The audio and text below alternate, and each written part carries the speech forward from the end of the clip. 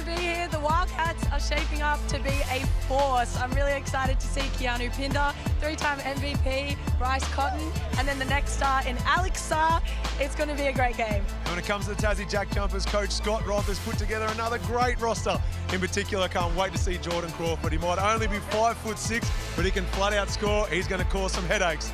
JackJumpers Wildcats up next. The Perth Wildcats. Oh yeah! Led by Bryce Cotton. The hype, the excitement, the atmosphere. That right there is a statement.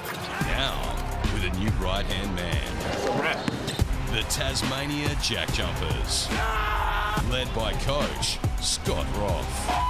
With a roster JackJumpers never say die. ready to defend the island. Hell yeah! Tonight, new faces, new colours, new heroes, same legends. He's still going! This season, what a performance! Oh! What's going on today? Every moment matters. Every shot, block, steal, dunk. Welcome to NBL 24.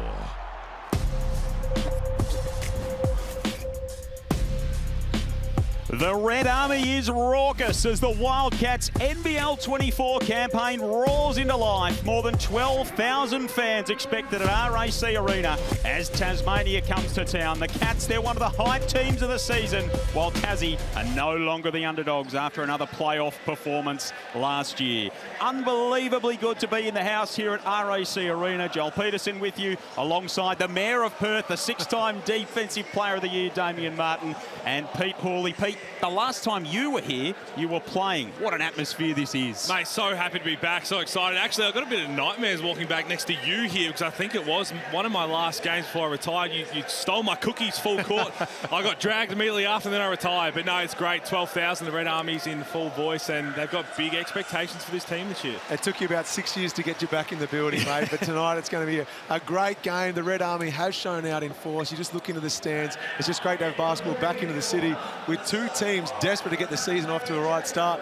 Wildcats missing out on finals again. Tassie, they want to make it 3 years in a row. It does begin tonight. Damo, Perth are such an interesting watch this season. We know what Bryce Cotton brings to the table. He's got a new right-hand man, as we heard in our opener, in Keanu Pinder.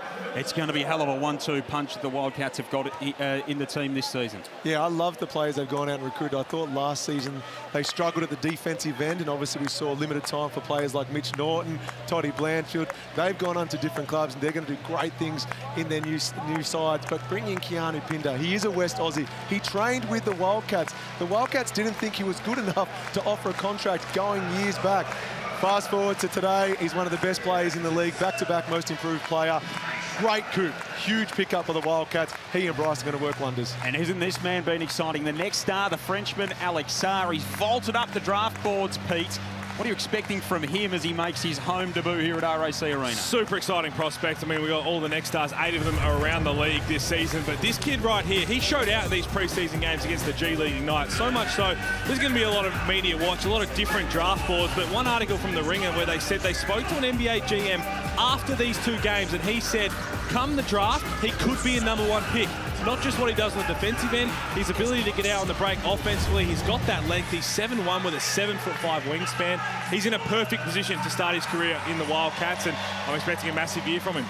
A big recruit for Tassie. His parents are in the house as well, which is terrific to see. His dad's got a long basketball history, as does most of the family.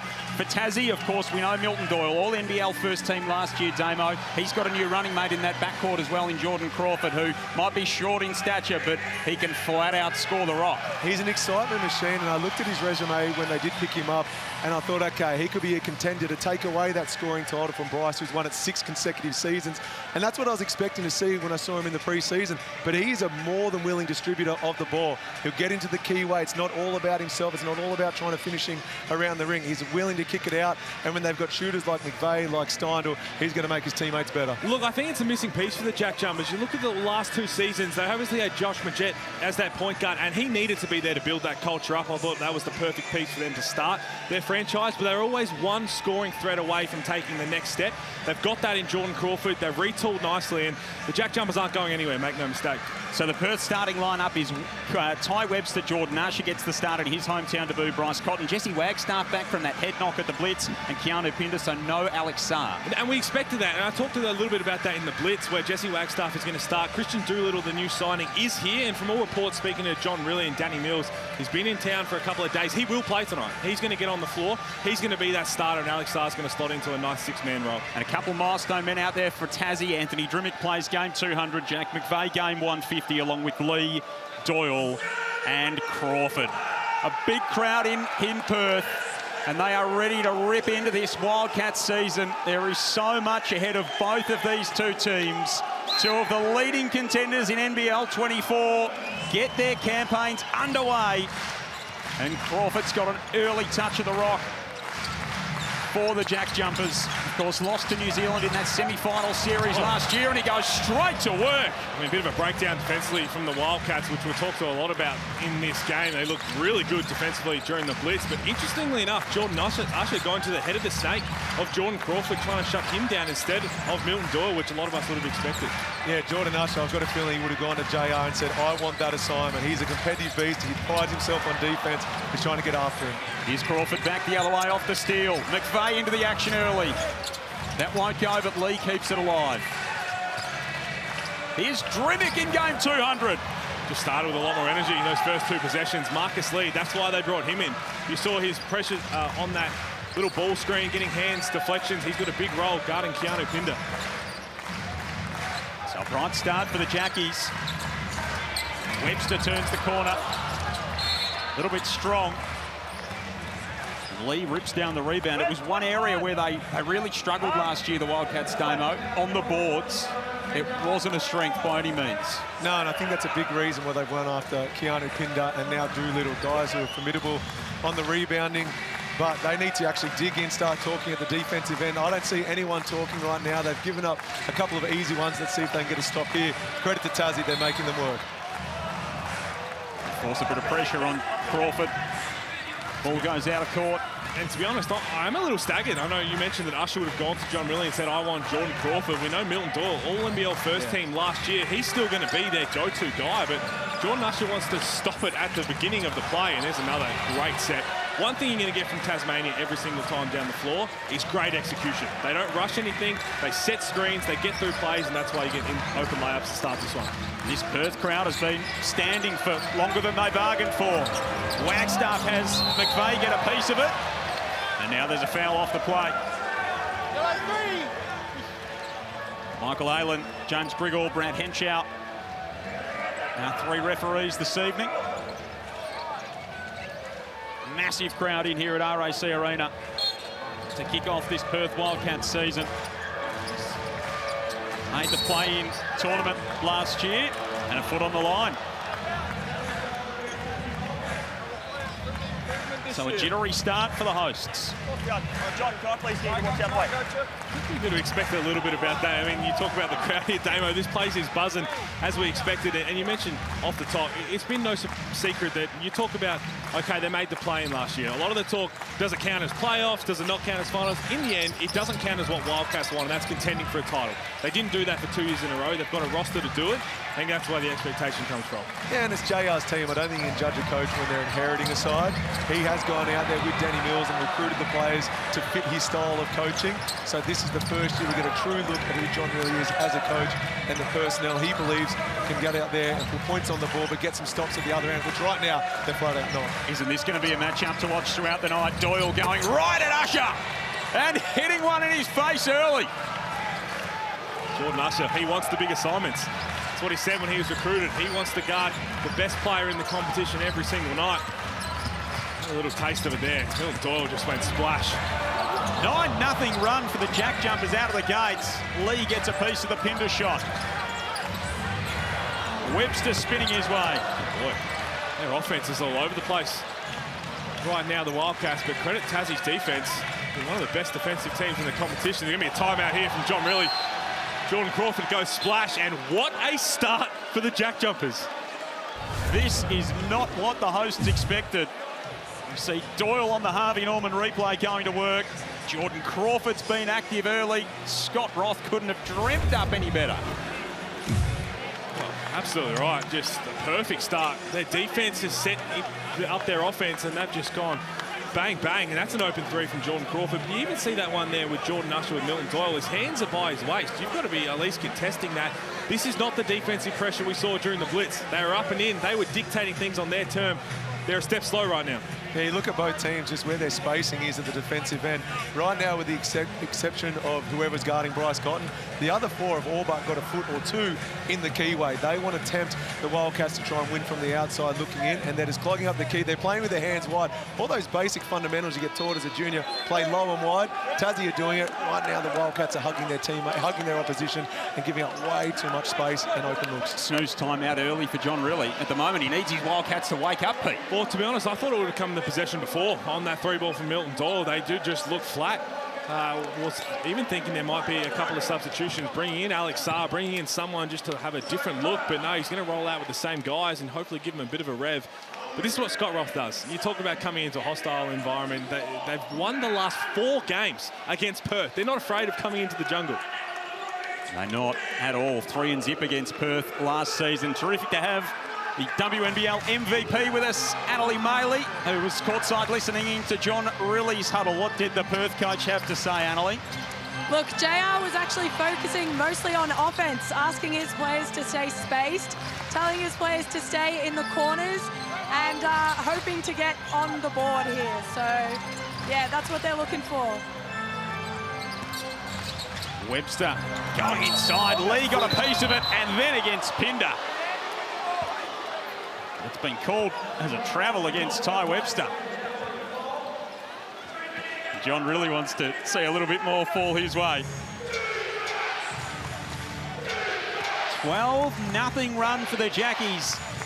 Out of the gates here at RAC Arena. Terrific to have you with us. The second leg of our NBL Friday night doubleheader. Crawford just scoots his way inside. Couldn't finish with the left hand. Oh, dodge one there. Again, this is not the defensive pressure I saw from Jordan Usher across the preseason game in the blitz. You saw the space he's giving Jordan Crawford. Yes, he's going to be quicker because of his size, but you've got to dictate to him. He's that energy guy on the defensive end, and Damo, there's no one to talk better defense than you. That gap he's giving Crawford is allowing him to get ahead of steam and get downhill. And sometimes you give a gap when you don't know where your 4 teammates are behind you.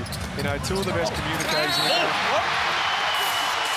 Pinder with power. Oh, boy. Forgot I was commentating, I was just enjoying that. But sometimes you do, you forget where your teammates are, so you give a bit of space if you can't hear them. You know, 2 of the best I had, Andrew Bogut, Matty Knight, you always knew you had help behind you because they talked so loud at the defensive end. Early season poster here, Keanu Pinder. He liked it that much, he looked up for the replay himself. Lucky he's got the mask on. He copped a big old arm in the face from Lee trying to block the shot. He's such a force in terms of rim protection, but he's a hard man to stop, and that's a hell of a way to get the Wildcats on the board. Have another look at this little dump-off pass from Bryce Cotton. Gets Marcus Lee in the air, and Keanu Pinder just all over Marcus Lee. And that could be a sign of things to come this season, which is tremendously exciting.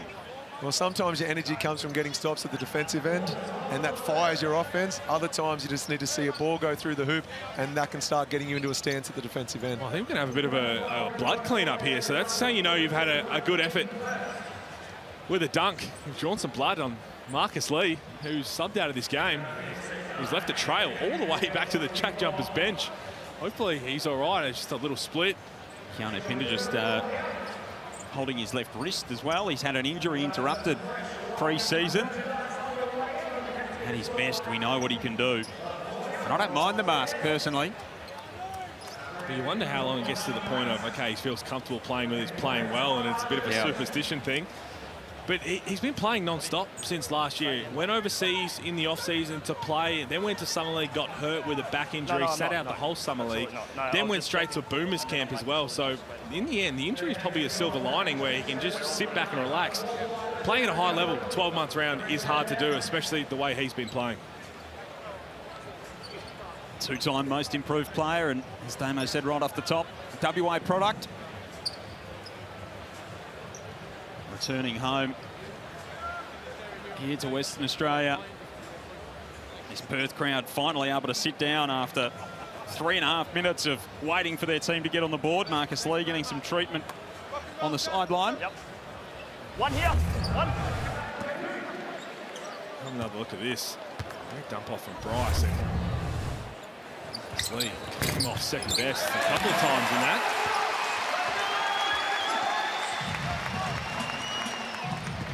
Keanu Pinder opens his Wildcats account, so there'd be a few deposits made into that over the course of the year. McFaith with a quick trigger release. I like what the Wildcats did there. They jumped it up after that made free throw into a 1-2-2 press, just to force the JackJumpers to make some different decisions. Pinder rips it down on the glass, out to Usher. Now they're going. Well, he's their man. We talk about sparking something. This is going to be Jordan Usher all year long for the Wildcats. It's what they've missed the last 2 years. Someone who could just get the crowd going, ignite, whether it's defensively or on the offensive end occasionally. Great work from Drimmick. Good hustle off the miss from Doyle. Have to get Annalee to keep an eye. Marcus Lee just walked behind us back to the locker room. Probably to have a look. Might need to be patched up a little bit. Jordan Usher goes back to back. And he's already a fan favourite, Damo. There's going to be a lot of number 8 Wildcats jerseys sold this season. Taken 4 minutes and 26 seconds. And he's well and truly entrenched in the hearts of the faithful here in Perth. Terrific atmosphere. Big crowd in tonight as Doyle goes to work on the baseline. Just a reminder, I'm a first-team All-NBL player. And again, you can't guard that any better than Jordan Usher did. Got up and in, forced him to get into a step back, basically behind the backboard. Bryce Cotton got away with an offensive foul there. Drimmick looked like he was set for a week. Here go the JackJumpers. Keen to get out and run, aren't they, the Jackies? Not necessarily what you'd associate their game style with under Scott Roth. Crawford's called for a double dribble. And I think there's going to be that little change in scenery for the JackJumpers. We're so used to them really slowing down, obviously, defensively to get up and in, but nearly score at the last 6 seconds of every shot clock with Josh Majette running the point. Jordan Crawford's different. He's getting it and he's sprinting, and everyone else is running with him. And they've got a big man who can move in Marcus Lee as well, really mobile at that 5 spot. Yeah, Andre Lamanis used to love playing pace, poise, penetration. And this could be something similar to Tassie. So push it early, nothing's on there, have some poise, then in the final few seconds, let's get on the dribble, get to the ring, have a bit of creative penetration. Wildcats have made up some ground after conceding the first 12 of the game. Here's Usher with a beautiful move. He's an exciting machine. Great signing for the Wildcats, and really we came in and touted as that defender, but he's got that offensive package as well. Had 26 points that last game in the Blitz and single-handedly brought them back once Bryce Cotton got hurt after being down double digits. Doyle from deep. Cotton kept it alive, and he really did it at both ends. Now he goes upstairs trying to catch the lob. Both teams are energised early. You haven't touched the ball, you both go like that. I don't know. We like to call that's ambitious. We've seen Jordan Usher throw down a couple on the break in the preseason, but one, that pass was less than ideal. But two, I'm not sure if he's going up that early, is he? Tomorrow at the MCG, I think that might be called an unrealistic attempt as they get the steal from Hiram Harris, and Usher gets it to go. And have a look at how pumped he is. Those two players are going to work really well together. Hiram Harris is an energy guy. He'll run through a brick wall if it means winning a possession for you. Great pickup in the off-season. Energy off the bench will do whatever JR asks of him. Tell you what I love just then. Jordan Usher, you talk about him getting the crowd involved. Bryce Cotton was the first one over to him, chest pumping him, saying how much he loved this and continue this. Normally it's the other way around. Everyone getting around Bryce. And this is Bryce to a T. He is an incredible scorer. He's the best player in the league, in my opinion. But he knows if a player's hot, keep feeding him. It does not have to be him all the time. Normally I'd say you're biased to that, but I think we all share that same opinion with you, Damo. Here's Crawford. They've got it back to a 2-point game. After they conceded the first 12, the Wildcats. And now a steal. They can tie it up on this possession. Cotton's got Webster running shotgun. Sean McDonald did a good job. Showing a little 1-3-1 zone, something different from Perth. It's kind of damaging when you look at the way they set it up. Jordan Usher, Keanu Pinder just running around on the wings and down low. That's some issues. Let's check in courtside. Annalie Maley. So when Usher just got those points just then, Scott Rock looked down the bench and said, does anyone want to step up and guard him? You had a couple hands coming up for sure. Drimmick for 3, bang. Doesn't need much time or space. Anthony Drimmick averaged 10 points a game last year. Only shot it at 31.8% from deep, but was arguably one of the best players on that team last year. It was a disappointing year. Jordan Usher continues his hot form.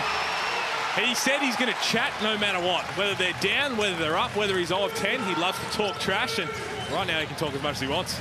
He's got 13 in the opening frame on 5 of 5 shooting. He's busting out celebrations and all kinds of moves. Here's Crawford on the pull-up. McVeigh keeps it alive. What a start this has been for both of these teams.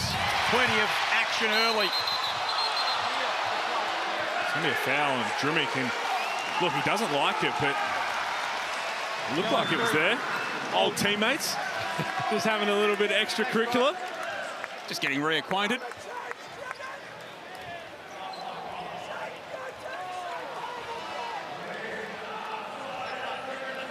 So Majuk Deng coming into the game for the JackJumpers. Clint Steindl checking in as well. Usher, Hiram Harris, Pinder, Cotton and Corey Webster out there for John Riley. Cotton leading the league in minutes for the last 2 seasons. Perennial MVP candidate.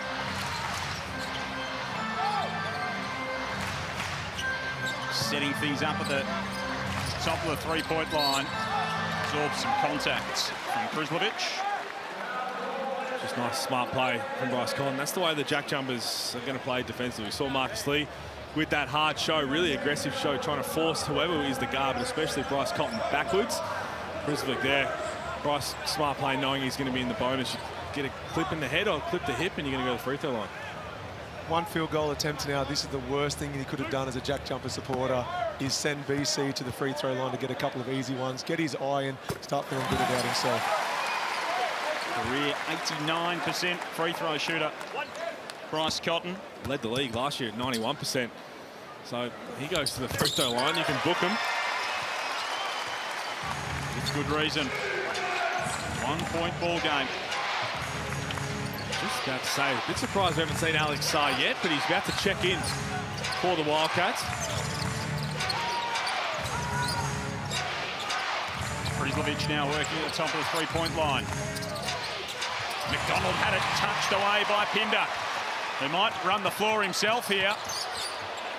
Almost lost it, and then did.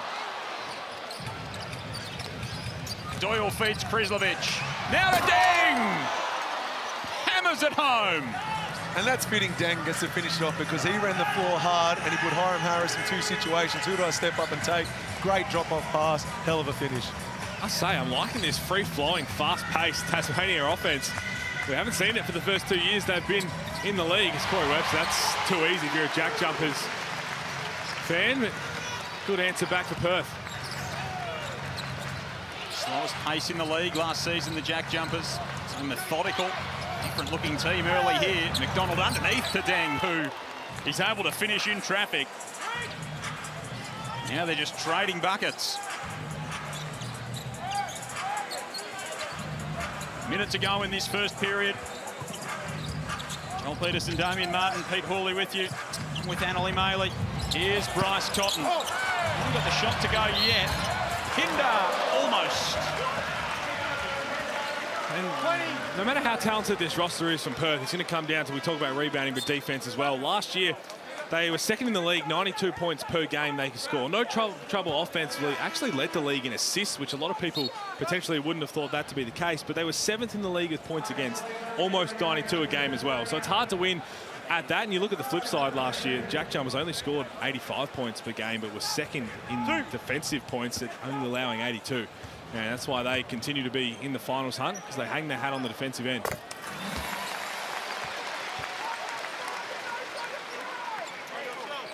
One.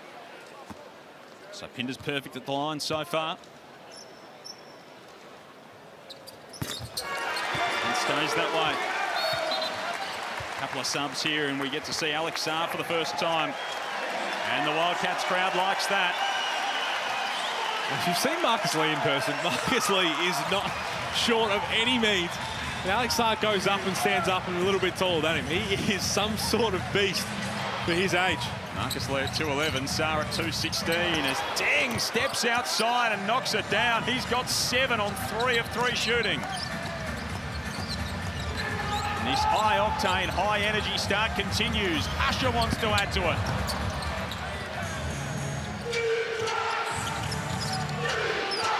Tassie.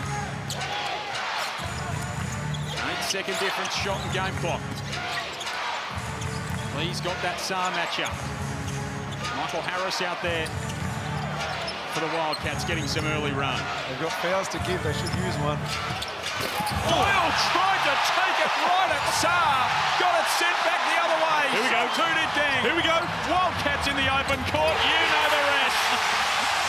Just find that man, and something good will happen. And the Wildcats fans end the opening term on their feet. Big defensive play from the next star. I thought they should wear a foul, even if it meant they wouldn't get the ball back in offense, but I thought there might have been a mismatch. Doyle gets by him. I'll keep my comments to myself. From next star to established star. Great way to end the opening term for the Wildcats. They dug themselves out of a 12-point hole. They trail by 1 at quarter time.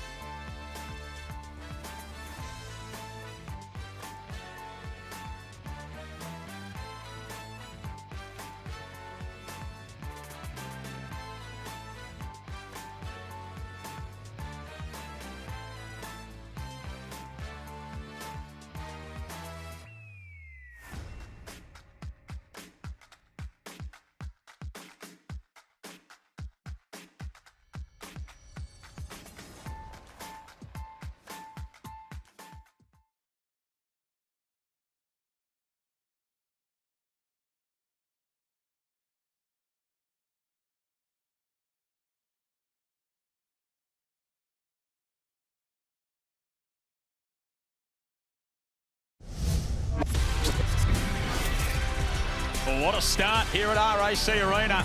Tassie came out of the blocks on a 12-0 run. Keanu Pinder opened his account in style. Jordan Usher got the Wildcats fans energised. They roared back to within 1. The JackJumpers with a couple of big plays to end the opening term. And there is 1 point in it as we head to the second term. 26-25. And it is a raucous atmosphere here in Perth for their team's season opener. All kinds of fun in that opening term. Jordan Usher's got 13 for the hosts. Majuk Deng and Anthony Drimmick each with 7 for the JackJumpers. Wildcats on offense to start us off. It's been a quieter than usual start for Bryce Cotton. As you mentioned, David, this is what Bryce does. When he knows someone's feeling it right now, like Jordan Usher, he's kind of happy to take a back seat. He knows his time will come, but what a finish to that first quarter from Perth. Red Army has woken up. 17. And even that foul from Michael Harris, who's checked into the game. John really won't hate that. That just shows an intensity to come out there and set a bit of a precedent with physicality on the defensive end. They didn't have that for about 9 minutes of that first quarter, so that's a good start here. WNBL MVP Annalie Maley's with us. Annalie, you were listening into Scott Roth at quarter time. Yeah, he was telling his players to test the refs, go at the rim hard, and expect to get fouled. He told them to attack the defense, but go through the physicality and asking more of that from his players. That's one thing that Scott Roth demands from his team at all times. Captain Clint Steindl knocking down a 3. Maybe not the opening quarter we expected in terms of the flow of the game as Usher gets inside. He can't get it to go. Then an offensive showcase early doors. Hello, inside, upstairs to Saar. We've already started to get a little connection in the preseason. Nice Cotton to Alex Saar. Met Milton Doyle at the rim. Now he's finished on the other end. This is why he's projected to be a lottery pick. Certainly doesn't lack for confidence. Deng on the other end goes right at Saar, who got a piece of the hand. Basket won't count. Take a look at the Harvey Norman replay. And that's just so hard to guard. You can see Marcus Lee there. He doesn't know. Do I have to commit to Bryce Cotton? That's money for Bryce Cotton, that little floater. But you've got Alex Saar's length and athleticism behind. As soon as Bryce Cotton gets there, it's game over for the JackJumpers. 2 guys getting a well-earned break. Hiram Harris, he got the hustle play there to get an offensive rebound that led to that alley-oop. And then Jordan Usher, what a great first quarter. Great initial 11 minutes he's had. And Jesse Wagstaff was over to Hiram Harris as well and saying, great job, give him a pat on the head, making sure that energy is rewarded. New signing here for Perth, Christian Doolittle checking into the game. Landed on Wednesday, but he's been completing practice at full. Coming from overseas, we've heard John really talk about everything that happened with his situation, but they had a Zoom with him and feel very comfortable. And it's a piece that they didn't need to get anything too crazy. Look like he's going to get the foul call because they already had Keanu Pinder, they have Bryce Cotton, Jordan Usher. You don't want to bring in a high-usage player who could potentially disrupt what they already built in the preseason. But I've got a feeling they might have missed out on some players, to be honest. And then when they missed out on those initial players at the top of their list and they saw how good Alex Saar is, they thought, let's bide our time. He will help this team, so let's not take away his minutes. How do we complement him? Another one for Cotton. Scored a long 2. Deng's had a hot start. That one's around and out. Might get another go. One won't go either. We haven't seen too many. Oh, well, Clint Stein was one, but all green light teams off the bench down in Tasmania. They're normally very methodical with their offense, but Majuk Deng's fitting in nicely in a new role. What's an all green light team? I don't know what that is. You and me both. It's very red.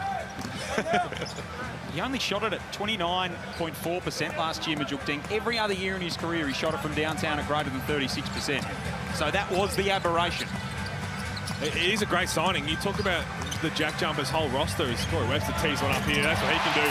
Perth's offense starting to hum now. Ball moving through hands. Everybody moving side to side. They've taken the lead in this second quarter. But the JackJumpers, after the first year, they had everybody basically re-signed already as locals. They didn't have a chance to go out and grab anybody else from around the league. This time they bring in Anthony Drimmick, they bring in Majuk Deng. They've retooled nicely. First lead of the game for the Cats.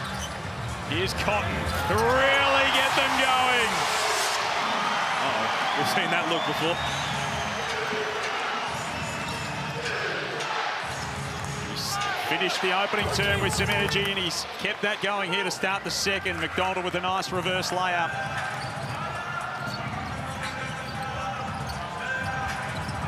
Bryce goes right back to work. Saar wants to tee up the 3 ball. Just showing all his tools. Oh, it's raining threes right now for Perth. And this, to be honest, when you talk about the JackJumpers, they're elite defensively as a team. They've done that since they stepped into the competition. But I'm still worried they might be lacking that one elite perimeter defender who can just go up and say, okay, Bryce Cotton's getting rolling. You're going to go and shut that man down right now. Every team has that one superstar you want to slow down. It's this man right here. And he's going to get fouled here by Sean McDonald and go to the line. And this is what does worry me about the JackJumpers.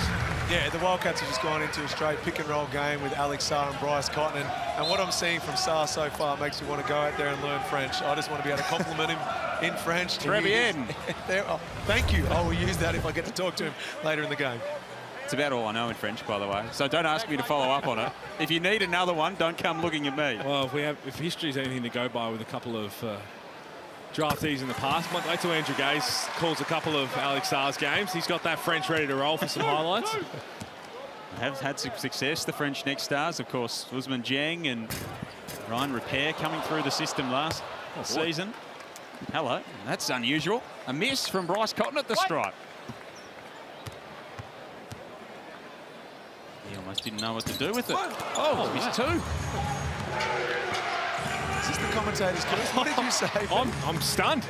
It's no burgers, obviously, because they're the home team, but you almost want to give them away. That's like a solar eclipse. All these Perth Wildcats fans could say, I was there the night that Bryce missed 2 free throws. That won't happen too often. Jackie's come up empty. Corey Webster. No, he's got plenty of moves in the arsenal. It was messy from the JackJumpers, and Cotton trying to stick it right back in their face. McVeigh and Lee almost muffed that one as well. 6-point lead to the Wildcats, trailed by 12 out of the gates. Tassie opened on a 12-0 run. Great ball movement there. Riddick comes up well short. Someone left the door open. Now, it's not the first air ball that's been shot at RAC Arena. I guarantee you that, mate. It happens to the best of us. Some more than others. 3 JackJumpers on the floor. Just need to regain their composure at the moment, Tassie. Bryce Cotton going to take a seat for the first time in this game. He started slow, but doesn't need a whole lot of time to get going. Up to 11 points now. Got 4 assists as well.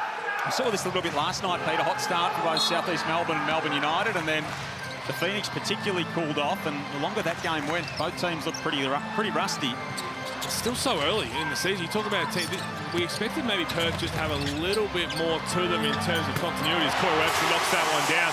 Nice little pass, brother to brother. And Scott Roth wants a timeout. You can't hear anything in the jungle. He's been begging for a timeout in the only way that Scott Roth can, as kindly as possible. Just saying, excuse me, can I get a timeout?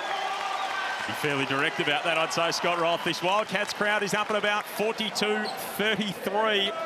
Of course, we're thinking of our friend Corey Williams, who's not with us this season. He's fighting some health battles at the moment. We're certainly all thinking of him, wishing him all the strength in the world. He had plenty of run-ins with fans over the years, none more so than the Red Army and Corey Williams, a great rivalry.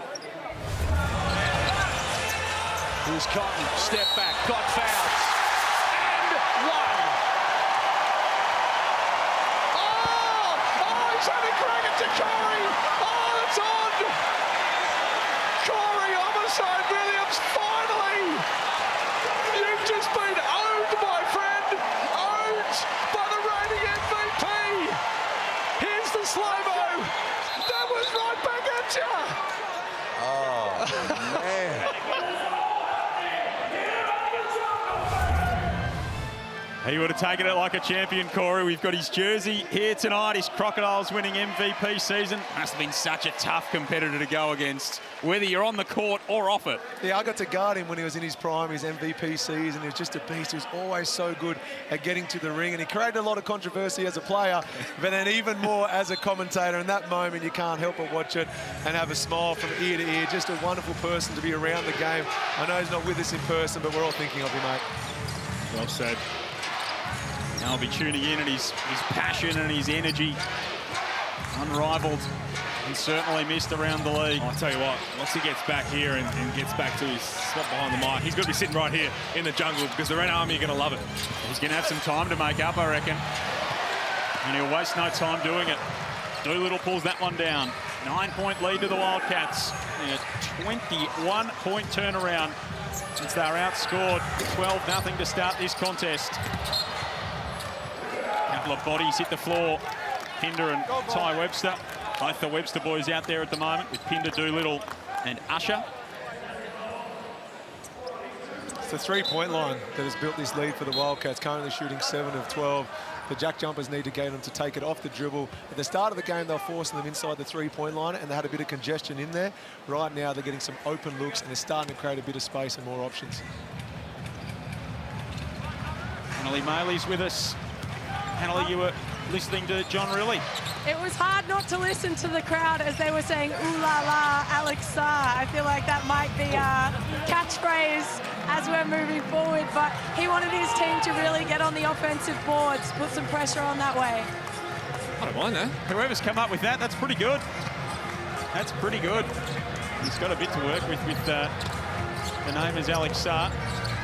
Here's Usher in the corner. Going right at Junior Madut. And rattling that one home. Says he's too small. Jordan Usher, he's a bull. He's pulled that out a couple of times already tonight. Offensively, he's nothing to do what this man does in terms of break it down with the handles. As Jordan Crawford going to go to the free throw line, but what he's going to do is use his physicality, use his size.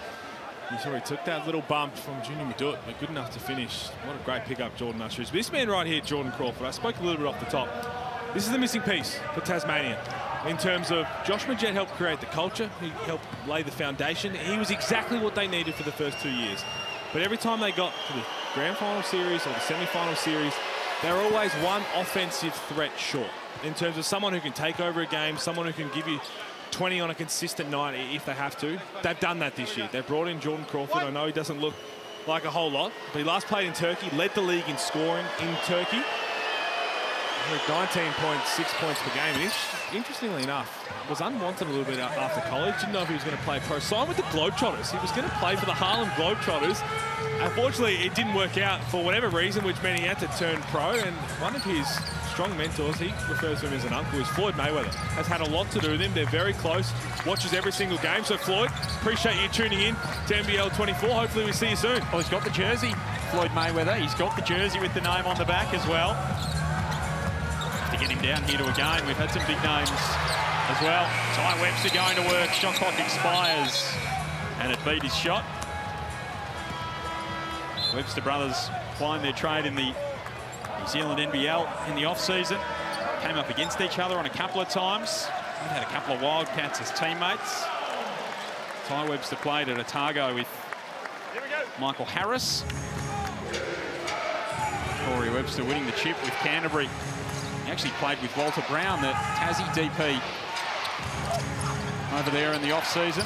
Plenty of NBL players plying their trade over in New Zealand. Another turnover on the offensive end for the Jackies. Usher wants to put it up straight away. 15 points for Jordan Usher.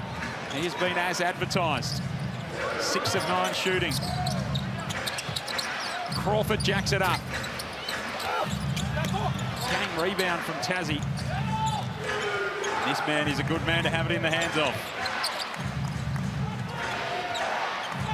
So creative, Milton Doyle likes the matchup against Sarr. Puts it to work. Beautiful turnaround. That's such a tough finish from Milton Doyle. And if you're Alex Sarr, not a whole lot you can do better than that. He continued to create the space whilst carrying a hand and then contested that. And you saw how high Milton Doyle had to shoot that floater just to get over that 7'5" wingspan. Bryce Cotton early in the week said he believes this is the strongest the league has ever been, the most talent it's ever had. And you look at some of these finishes from the players out there, you can understand why Bryce speaks so highly of every other player in the league. Also must feel good to say that if you're Bryce, knowing you're at the very top of that list. The nest has been feathered. Here's McVeigh outside. That one won't go. Sarr pulls down another rebound. Fourth board for the Frenchman. As we saw earlier, parents are here. Dad played professionally. Senegalese origin. His brother has had some NBA experience with the Portland Trail Blazers. Olivier, currently with OKC. Josh Giddey. I'll be tuning in. Tell you what, they might have a case here. John Jordan Usher asking for a challenge, and John really is quickly turning to the bench saying, look at this, I want to see if this is worth a challenge. It looked from where we were sitting to be extremely clean. I think Usher got it clean, but there might be a blocking foul there on Webster. I don't think they'll review this one. The bench immediately turned around to John Riley and said, nope. Mate, that's the toughest job in the world, being the assistant coach. Yeah, oh boy. With that quick review, do we do it or not? Talk about pressure.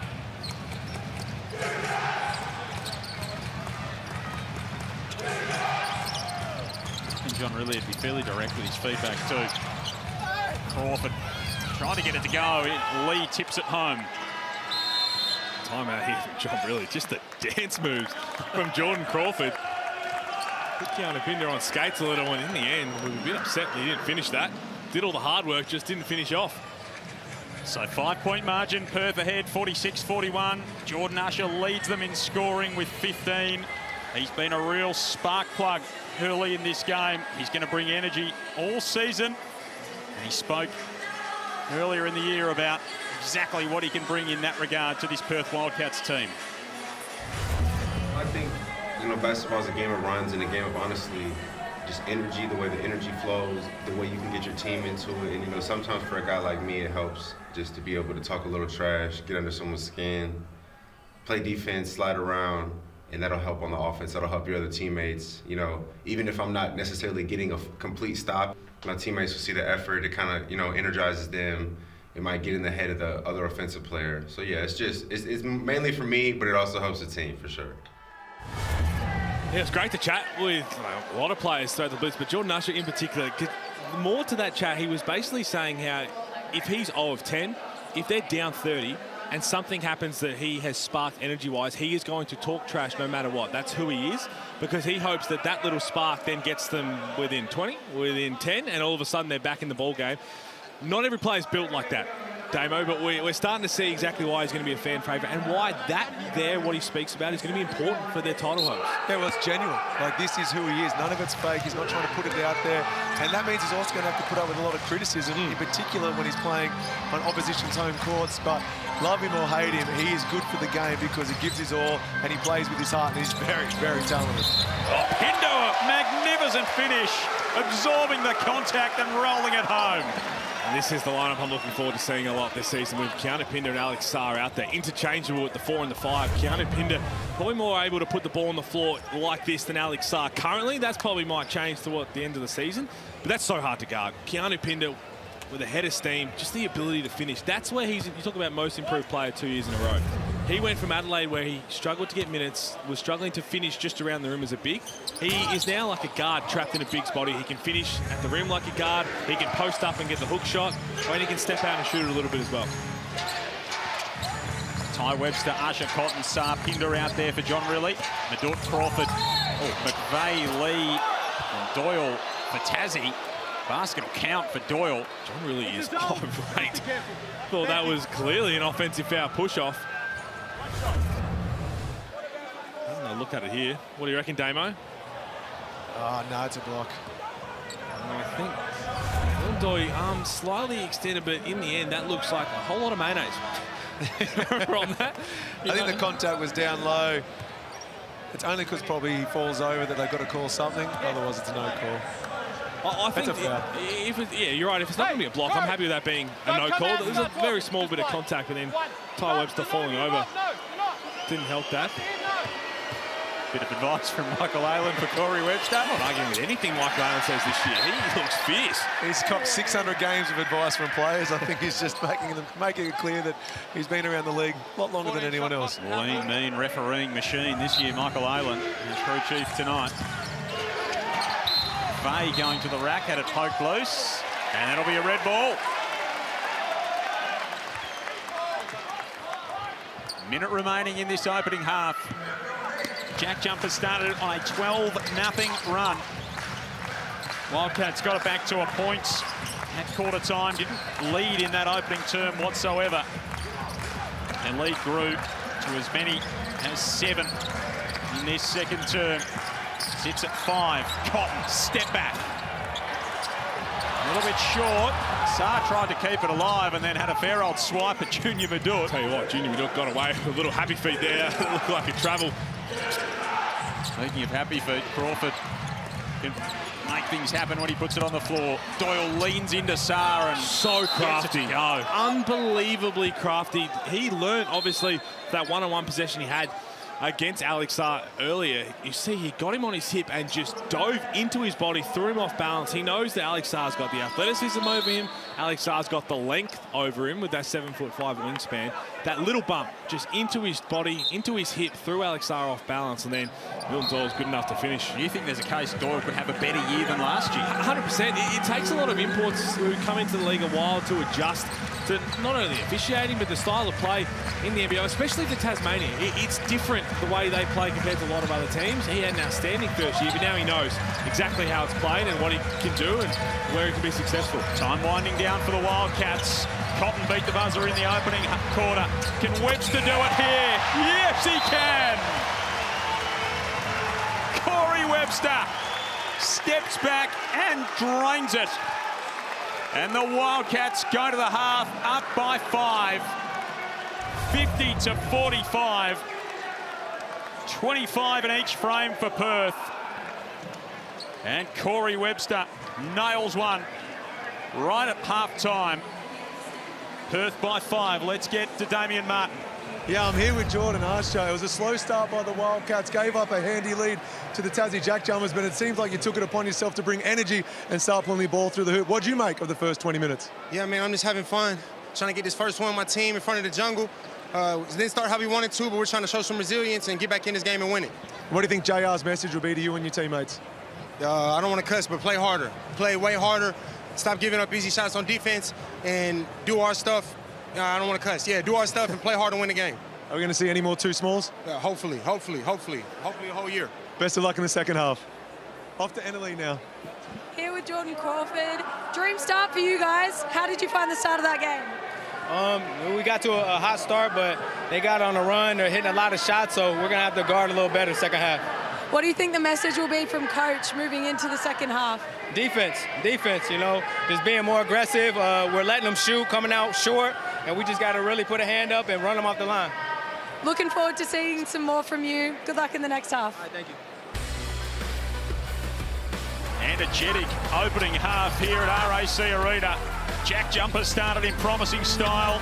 The Wildcats clawed their way back, and they lead by 5 at the break. 50-45 in Perth's NBL24 home opener.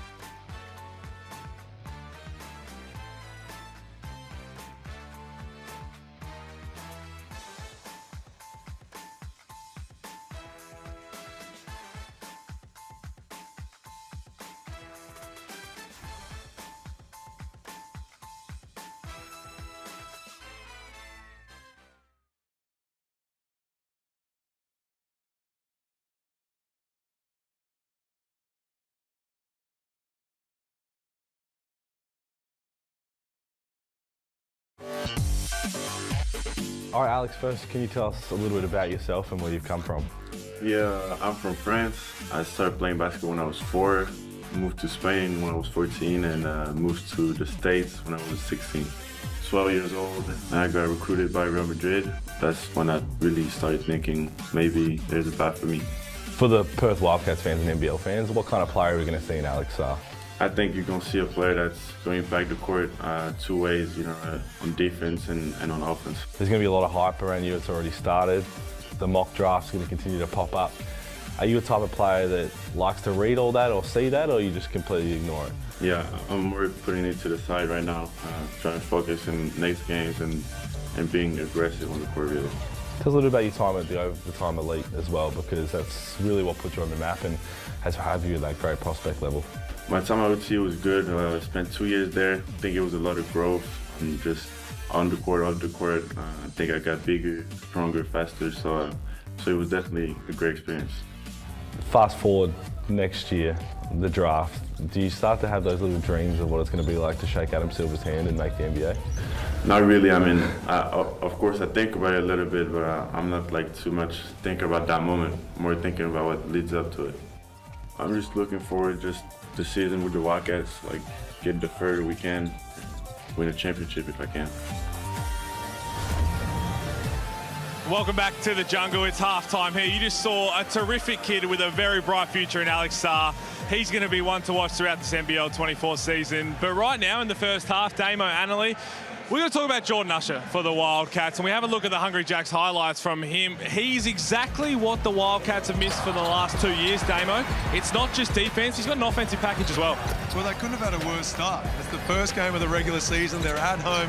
It's a massive crowd from the Red Army. You'd think everything would be favouring the Perth Wildcats.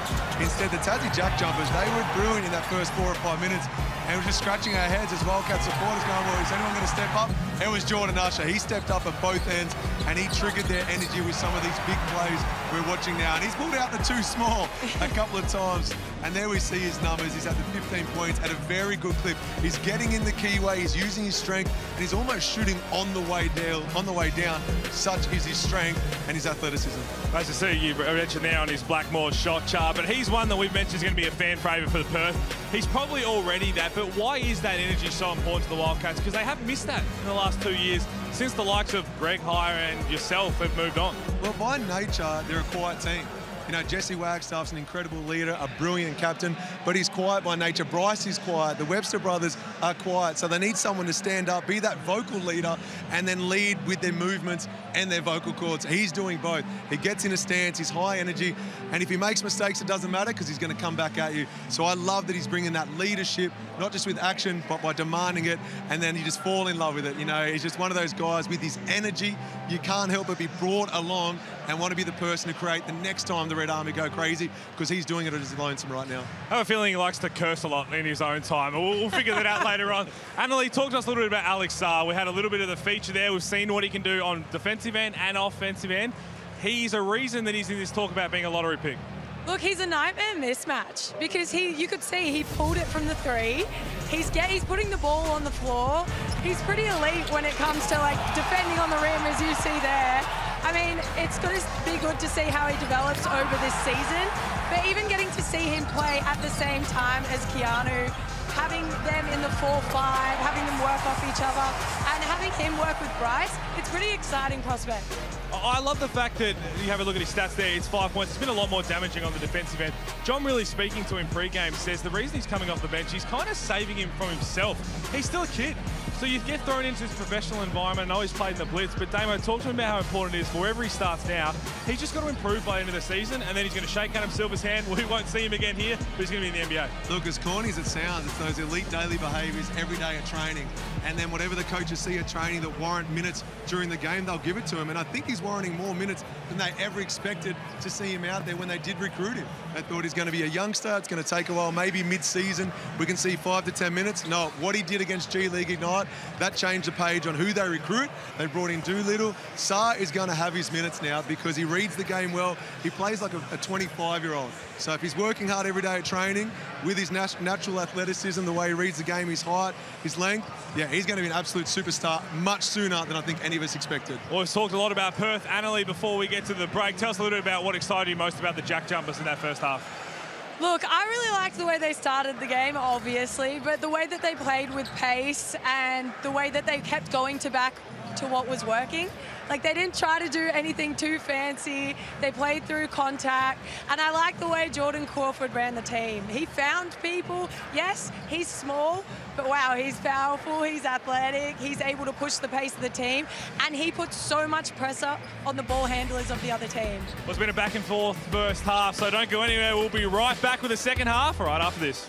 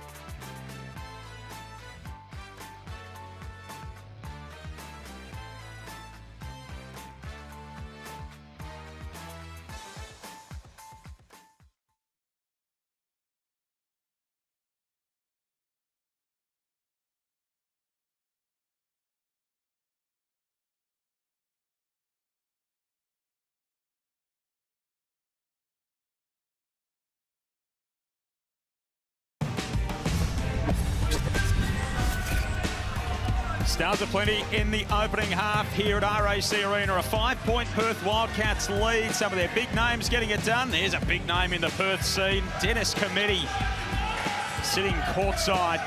No doubt his positioning would be centimetre perfect here at RAC Arena this evening. Big crowd in, big atmosphere, big energy.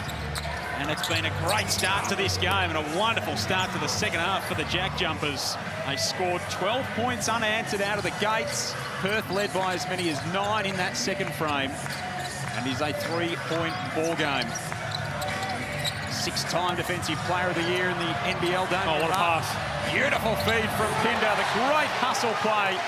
And ushers up to 17. Pete Hawley They've been desperate in this opening half and a bit, the Wildcats. Well, they have, and look, defensively is obviously what John really would have spoke about at halftime. They've just got to do a better job. Consistently, they showed little spurts. Jordan Usher with a few of those as Marcus Lee. Back-to-back possessions to open this game right now. They've just been too easy. If you're Perth and if you're Tassie, you know you're going to move the ball well. That first possession was beautiful offense. Everybody touched it, and they got a nice, easy finish from Drimming. But Perth are going to compete for a title on the back of the defensive end. Offensively, they're going to have no dramas. They've got Bryce Cotton, they've got Keanu Pinder, Jordan Usher's shown his flashes. Alex Saar's going to continue to grow, and once Doolittle gets involved, if they want to win a title, it's going to be defensively. Yeah, I think they can consistently get to the high 80s, low 90s. It's whether they can prevent other teams from scoring above that, because they will give up some easy ones. We saw that at the start of the game. We've seen that in the first possession for the Tassie JackJumpers. They've got to all get in a stance, and it can't be only Usher, can't only be Pinder. It's got to be all of them saying, no, we're collectively going to get in a stance, move as the pass moves, moves as the ball moves, and be a legitimate defensive presence. Ty Webster looking to bring himself out of the game. They didn't quite get the substitution. He passed that one to Wagstaff. He pulled up very sore and immediately signalled to John Rillie that he wanted to come out of the contest. So brother Corey's getting ready to go early on in this third period. Crawford with the free throw line jump shot. Look, I love his game because he missed a few of those in the first half. Ty Webster's gone down again. He will sub out for his brother. Corey's going to check in. I think he's gone down there so he could sub out. I think he had a faint little bump from Drink, but he knows he's injured a little bit and he got subbed out of the game. That's a pretty smart move. But you're right, Jordan, it's too much space there for Jordan Crawford to operate, and right now he's going to lick his lips when he sees Jesse Wagstaff with that hard hedge. He created all that space and the mid-range jump shot. We don't see it a whole lot anymore, but he loves to operate in that space and gets to his spot and knocks it down. What would John Rillie have been saying in a halftime locker room, do you reckon, Damo? Oh, they can't have a repeat of the start they did at the beginning of the game. They don't want to be playing catch-up basketball. They managed to get back in and take a lead into halftime. Last thing you want to do is give the JackJumpers a sniff and see them get a lead and then build on it, because they are good front runners. They're very disciplined. They're hard to catch up if they're in front by the fourth quarter. Scott Roth would have been pretty displeased, giving up 50 in that opening half from a JackJumpers perspective. Crawford goes right back to work. He's up to 11 in the ball game. And that's why he's going to be hard to guard. We spoke a little bit about it off the top. Jordan Usher, a terrific defender, trying to give him a little bit of space and use his size, but you give him too much space, and that's going to be a foul. Welcome to the NBL, Jordan Crawford, and welcome to guarding Bryce Cotton on Bryce Island. But you get caught up, okay, he's going to be a lot quicker than me. He's got a handle. I'm going to give him that space. But you give him the space, you let him dictate where he wants to go. So it's kind of got to be, as you mentioned in that first half, we need to guard him with 5 players. I've got to trust that if I'm guarding him, I'm crawling up and in. If he goes past me, he's running into Marcus Lee. He's running into Fabian Krislovic ready to take a charge. You've got to trust those 4 guys behind you. The hardest players to guard are those who have the best change of pace, change of direction. But if they can shoot it as well as Jordan Crawford does as well, then you've got to pick your poison. So it's not about that one sole defender trying to angle, trying to force them somewhere, because Crawford, he'll go where he wants to go on most occasions. But if you know you've got a Pinder or a Saar saying, send him left, you can really overplay one side of Crawford. And then essentially you're saying, do you really want to take on 2 of us? I know you'll probably get by me, but I'm sending you directly into one of the big players. That communication, there's got to be at least 2 players at all times believing they're guarding Crawford to an extent. Right now, the way the offense is flowing, you spoke a little bit about it just before with keeping teams to 80. And I won't bore people too much with the numbers, but around 81 points per game allowing is that magic number of late. You look at the last few seasons, and the top 3 defensive teams have made the semi-finals last year. Then it was all 4, top 4 have made it, and that's going to be an offensive foul. Jesse Wagstaff doing what he does best, and that magic number has been around allowing 81 points or less. Pretty much means you're going to be playing finals if your offense ticks over. It wasn't until NBL 19, NBL 20 where that number was inflated. And that right there, Damo, you've played alongside that a lot, you've seen that a lot. Speaking of numbers, I'd love to see how many charges Jesse Wagstaff has taken. I'd put it out there with the amount of games he's played, backed up with the amount of charges he takes. He's probably got more than any other player in the history of the game. I was never that good at math, although year 6 were the best 3 years of my life. He's gotten to Wagstaff outside. He's trying to hit a 3 of his own. The teacher agree with you that those 3 years were enjoyable, Damo? Nightmare for them. Doyle a little bit strong. They got lucky there. You see Jesse Wagstaff squeezing up, so it wasn't going to be a hard show. He wanted Bryce to go under. They're going to tempt Crawford to hit some threes. He went away from the pick, that situation, but he's interested to see if he backs himself in from behind three-point line. She's not short of confidence. Here's McVeigh in transition. Had a terrific season last season, Jack McVeigh. Played Germany in the off-season. Did some nice things. Jesse Wagstaff not happy with the call on the floor. Natalie Maley. Yeah, Ty Webster's gone off the floor, gone to the back rooms, hasn't come out yet, getting some work done by the physio. He seemed to be walking on his ankle all right, but I'll keep you posted and keep you updated on what's going on. Hopefully it's nothing around the Achilles and just a little bit of an ankle sprain. But we saw a little bit of clip of Dennis Committee before and the greatness. You just come over and tap me on the shoulder and heard that we've said the mayor of Perth is Damien Martin. Damien, have you not told him that the torch has been passed? Well, so when did this happen? Dennis Cometti is the voice, former #1 ticket holder of the Wildcats. He is the man. And I look across, directly across from us, look at that legend, Adam Gilchrist. Now, he is an idol of mine. He and I share something in common, or two things in common. They protrude from our head, from either side. We've both got good-sized ears, but I love Gilly. So when you talk about Cometti and Gilchrist, two legends of Western Australia. Pete, I've never been to Perth before today, so it's a great privilege to be here. But I feel like I've ticked two things off my Perth bucket list, meeting Damien Martin and seeing Adam Gilchrist in the crowd. Here's Usher playing his greatest hits. When it comes to Gilly, you know they say never meet your idol. He's the exception to that. He is one of the best people you could possibly meet. So humble, and one of the all-time great cricketers. That's what a lot of people say when they meet you, mate.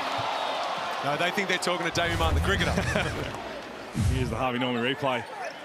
Keanu Pinder with the steal. He wanted the oop, but Jordan Usher got upstairs, and he's going to do that a lot. Get out on the break. He just kept a little bit subdued after that one. 19 for Usher now. Adam Gilchrist sitting fourth row back. I'm not sure what's going on there, by the way. Pretty good to be courtside. Crawford, a little bit too much juice on it. Usher running the floor in transition. Tries to break down McVeigh. Kicks it back out to Cotton. 4 minutes gone here in this third period. Wildcats by 4. Haven't lost a home opener since 2014. Usher with the step back. That's no good, and they're 8-0 since 2016. In round 1, Perth. Been fast starters. Lee underneath. Absorbs some contact, gets it to go. Good patience there from Marcus Lee. We talk about all the other signings that the JackJumpers have brought in this season. He is a terrific piece. Came in halfway through last year, played for Melbourne United, and fell in love with Australia and fell in love with the league. He didn't want to leave, and I'm sure a couple of teams are having a chat with him, and then obviously with the injury to Will Magnay, Scott Roth made the call, and he was all on board. Just loves everything about what the NBL does. Described it as addictive, this league. It's just great to hear, and we've seen so many players come and not want to leave, which is a beautiful thing. Jack McVeigh knocks that one down. You talk about slow starters. Tasmania started 0-3 last year. A lot of people forget because they make the top 4. 0-3, they were 20 minutes away from being 0-4. They were down 18 to Brisbane in that 4th game. Would have been staring down the barrel of an 0-4 start. They came back to win that, went on a bit of a roll. We know they made a semi-final series, and in their first year, they were 2-7 after 9 games in NBL24, went and made a championship series. So it doesn't matter how you start, it's all about how you finish, but I'm sure Scott Roth wouldn't want to do that 3 years in a row. No, not at all. And you should never credit one person within an organisation, but you mentioned the name I think deserves the most of it, and that is Scott Roth. I actually saw him in the car park before the game. He was having a moment, to himself to collect his thoughts. We ended up catching up. Yeah, cigar. I wasn't going to promote him. He was having a cigar. And I just asked how his off-season was, and he got to get back to America. He hadn't seen the house that they've been building in Miami because he hasn't been able to get back because of COVID and commitments. And is it everything you hoped for and more? He said, yeah, it's in a retirement village. He's built a house in a retirement village, and he's more than happy for me to promote that over 55's retirement village, that's where you find Scott Roth. Well, he's talking about the mayor of Perth sitting next to us right here, the mayor of Tassie after 2 years. I don't even know if that's possible. If it is, that man's going to be it. One of the things that Rob Beveridge used to say is every organisation should be player-driven, coach-supported, club-facilitated. Everyone is important in their pieces of the puzzle. So players have to be motivated. Coaches have to back them up with their action. But the club's got to be able to provide everything you need and more. And Tassie do that. Cotton with the dime, and Usher beats the shot clock. Bryce breaking them down with the dribble. Feel sorry for Jack McVay there getting caught on Bryce Island. Just puts the moves on. But again, that's the trust we talk about guarding Jordan Crawford, where if you're Jack McVay, you're in a bit of a mismatch guarding Bryce Cotton. What's the one thing you can do? I mean, it's going to be a hard task, almost impossible task for most people in the league. You crawl up in and say, if you go past me, someone on my team's going to step up, and there is Gilly, the great man. A couple rows back, I'm shocked just to see people sitting in front of him. He's probably got some mining magnets in front of him, I'd say. There's a lot of copper, nickel, gold sitting in front of him. His phone's buzzing, hearing that you're talking about it. Speaking of Bryce Island, Pete, position you've ever been in? Oh, unfortunately, too many times. And as I said, there's not a whole lot you can do, because you either got one thing you can do is pray that he misses, or two, you do what Jack McVay's going to try and do. Yeah, close the gap, and if he picks it up, great, that's a small win. But otherwise, just send him to someone else. Send him to the help and hope that the 5 guys can try and make his shot as tough as possible. Webster, Perth's second leading scorer last season, from outside. Can't get it to go. Saar pulls it down. Usher. 24 for Jordan Usher. He is quickly endearing himself to this home crowd.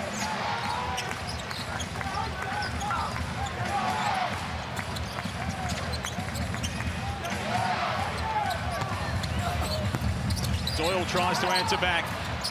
Jack McVay can't get it to go. Here's Madut. That stinks. With a Mitsubishi Motors 3 of his own. Jeez, that stinks for Perth. Play great defense and you don't get a stop. In the end, you give up 2 offensive rebounds. Junior Madut, feet set. And again, wide open 3. A lot of breakdowns for both teams. They're reining them in at the moment at either end of the floor. Scott Roth's not happy, and you mentioned Adam Gilchrist, and it's interestingly enough, Scott Roth has an unbelievable relationship with Tim Payne. He said when he took the Tasmania job, he reached out to Tim Payne, and they've built this friendship now based on exactly what it means to be Tasmanian, exactly what it means to be part of the culture. And great time there. Beautiful pass by Crawford. And that's exactly why Tasmania loves Scott Roth, and he loves it all. And when you put that effort into the community, into the key figures, good things happen. I think if you're John Riley, be talking about the amount of offensive rebounds that the Wildcats have given up. 11 O boards for the Tassie JackJumpers. They're getting after it, they're attacking after every shot. Wildcats need to do a better job of turning around, boxing out, and letting their bigs go and swoop it. Jordan Usher hitting the Mitsubishi Motors 3. Great to have the support of Mitsubishi Motors back in the NBL this season. The foam hands were on all the seats here at RAC Arena tonight. Pete, there's going to be also plenty of prizes. Have a look at that. You talk about it's great having them on board. It's even greater if you're Andrew Gase. He's driving around in one of those things. Beautiful looking Outlander courtside here. I'm going to make a call. I'm going to make a call, Damo.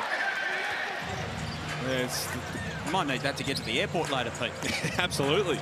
Damo said he won't give us a lift. Hang on, the audacity of these two. You guys are flying out on the red eye, and he said to me, oh, do you live out near the airport? Hey, I want to say there's only one of us, Saar, with a beautiful fluid turnaround jump shot. He gets that to go. He's shown some real flashes again tonight as Alex Saar. I would like it to be mentioned that there was only one of us that asked that. It was the man to our right, and a huge rejection. Well, there's mismatches, and then there's mismatches. 5'6" versus 7'1". This normally doesn't end too well, and we see exactly why. The next star is going supernova.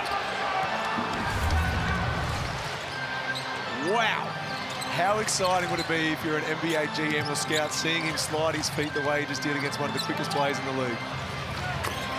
Good hit for Doolittle, just to calm the nerves and a welcome to Perth, and you're spot on. And again, he's going to get beat a lot because he's still young, he's still learning, but the ability to do that every single time and trust himself. One iron, and Saar pulls it down. 7 points, 5 rebounds now for Alex Saar. Super coach team. Thank you. Throws another one down. Having a ball, his parents are loving it. Oh boy, and you can exactly see why. the NBA GMs and a lot of NBA scouts have said that, yes, he's potentially be a lottery pick, but if he continues to grow, this is only game one. He gets better and better every single round. Why can't he be the #1 pick? Game high 11-point lead for the Wildcats. Even that right there, Jordan Crawford dancing. You make someone shoot an uncomfortable shot over that outstretched hand of Wingspan. Here's Sarr on the catch. Pass a little bit strong for Russia, who made it okay. If that pass was to your eyeballs, that was gone. Tassie ball. Single figures on the shot clock. Webster wanted Sarr. Sarr still wants it inside. Doolittle steps back.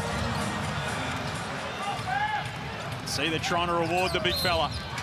And now Webster's called for the reach. Good push there by Junior, drawing the foul. He'll shoot a couple of freebies. Webster getting a rest. Michael Harris comes back in. Haven't seen Ben Henschel yet. Benny was great in the pre-season. He was a real surprise. Had a great couple of years over in Canberra at the Centre of Excellence. Was the MVP of the Australian under-20s, representing Western Australia. And then the Wildcats snapped him up on a 3-year deal. He's going to be a real star of the league. Danny Mills said he's the future of the franchise. Linwood boy, so inner southern suburbs here in Perth. Came to plenty of Wildcats games growing up. We caught up with him earlier, Pete, out the back, and he said he was a Wildcats supporter as a kid. He's an NBA talent. He's going to get there. It's just a matter of when, and all that's going to come with his development. But practicing the off-season, practicing around the Wildcats last year, a lot of people saying that he took it up to all the players, all the current roster players, and that's what you want from the youngsters coming through. And I think a lot of part of talking to John Rilling and Danny Mills about regrowing this team, restructuring it all, is bringing that WA flavour back. Obviously, Keanu Pinder's the big one. You bring him home, playing in front of his family, but Ben Henschel, another youngster, you keep him around, and that's going to get the Red Army excited, as is this man. 26 now for Russia. And before you ask, yes, Linwood is closer to the airport, so maybe Benny Henschel can no, he told me he's got 25 family and cousins here to watch his first game, so I don't know where I'm copping a ride there. We'll have some competition. Side out. Wildcats will get the last possession of this third period. Game high, or an equal game high, 11-point lead. 9 seconds to play. Remember, they trailed by 12 after the JackJumpers started on a 12-0 run. Bryce Cotton gets to his spot. That one's almost taken out of the cylinder. Bryce Cotton wants the count. And we go to three-quarter time with the Wildcats up by 11 in their home opener. They lead the JackJumpers 77-66.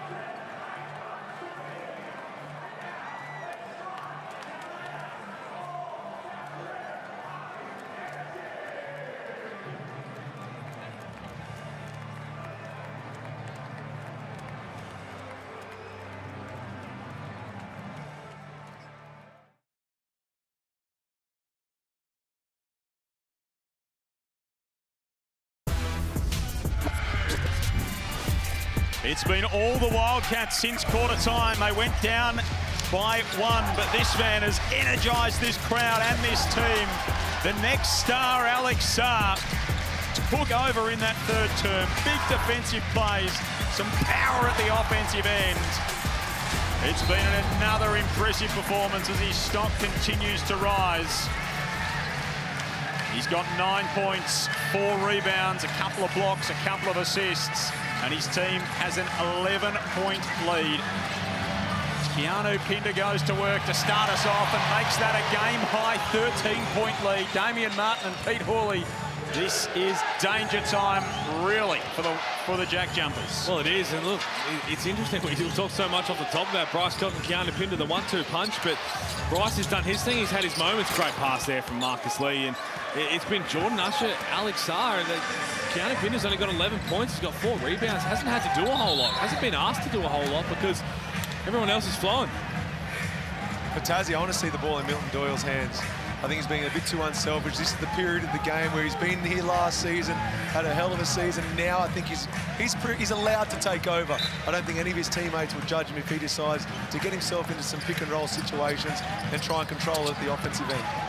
Applying some pressure to Cotton up the floor as well now. The Jackies, we've seen this plenty from them in the last few years, and that pressure pays dividends as Doolittle fumbles it away. Perth import. And even here, Damien, talk about Milton Doyle. I think he needs to be the backup point guard to Jordan Crawford. Sean McDonald's going to get his minutes and going to continue to grow throughout the year and deserves his minutes after last season. But when Jordan Crawford's out there, Milton Doyle, he's a terrific passer as well. He had 3.7 assists per game last year. He makes the right read. The ball's just got to be in his hands more often than it isn't. 26 for Jordan Usher, 11 of 17. Perth hyper efficient on the offensive end. 56% as Usher gets another one to go. 81-68. He's got 28 points, and I'll tell you what, if he continues on this trend and gets up to 30 and beyond, I'm worried for his potential post-game interview because he's very reserved. He didn't want to say a whole lot.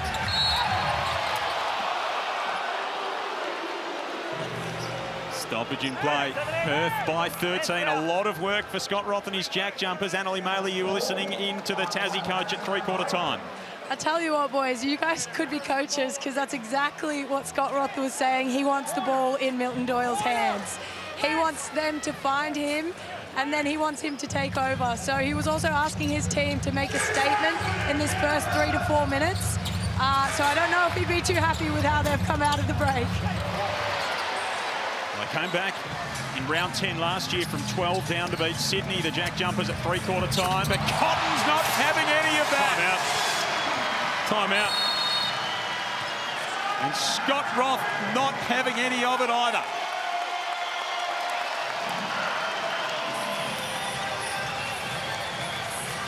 $16-point lead to the Wildcats, 84-68. And that is not what the Tassie coach drew up out of three-quarter time, Damian Martin. No, and that is Bryce's favourite play in transition, just that step back going left. If you close out him, it turns into a hezzy and then he gets into the keyway for a layup.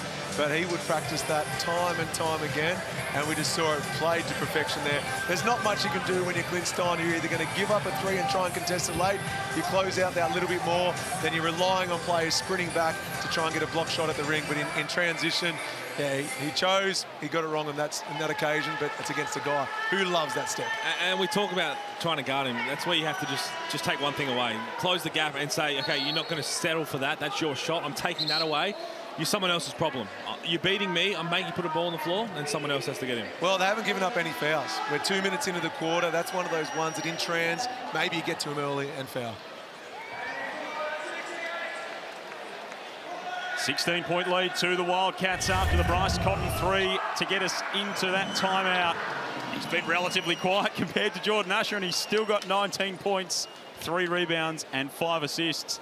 has the Perth star. You can actually see Clint Steiner when he started to pick up the ball and he said, I've got Bryce Cotton. And he pointed to the baseline. He said, OK, I'm going to try and send him there. I think he had a brief look. Marcus Lee wasn't in position. And then as soon as he had that little look, Bryce got to his step back, game over. And they'll get that continuity. You know, Lee's new to the team as well. So if you point to the baseline, Lee, sprint back. Let's give up an open three for Keanu. We're not giving Bryce any easy ones.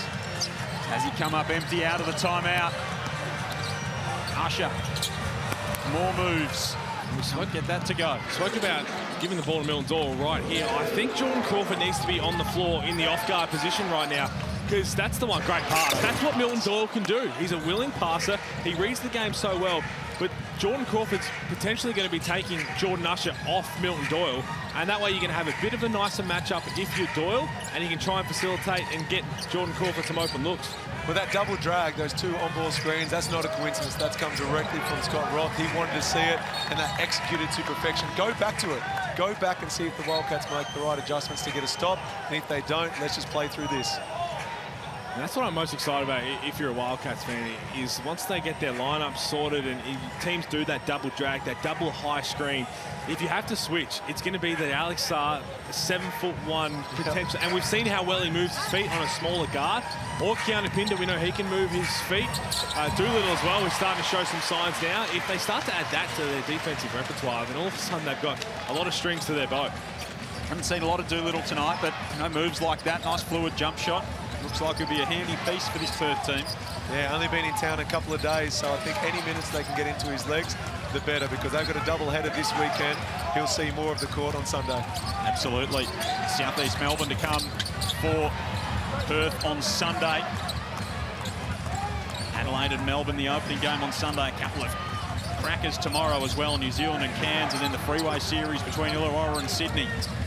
Doyle inside to Lee. Absorb some contact. Have a look right now. Have a look right now. Milton Doyle is telling Jack McVeigh to get out of the way. Twice there, he was trying to back down Bryce Cotton. Jack McVeigh brought his defender, Doolittle, into the corner, and basically it was a double team without having to leave your player. Doolittle could guard both McVeigh and also Doyle, and then he did it again on that ball screen. And as soon as he got rid of it and created space, they get to the free throw line. So Marcus Lee with that tape on his nose. Of course, he copped a whack from Keanu Pinder. Pinder with the opening basket of the game for the Wildcats. A big poster dunk. And there's Doolittle, new import, two-time Puerto Rican champion. Lee makes both at the line, gets it back to a 14-point ball game. Doolittle, Usher, Webster. It's Corey Webster, Cotton and Pinder out there for the Wildcats. Ty Webster limped off with an injury complaint at the start of that third term. Badut, Drimmick, McVeigh, Lee and Doyle out there for the Jackies, who come up with the loose ball. Drimmick in game 200. McVeigh in game 150. Banks at home. Good response here from Tasmania. Come up with the deflection. Just everybody's hands are active.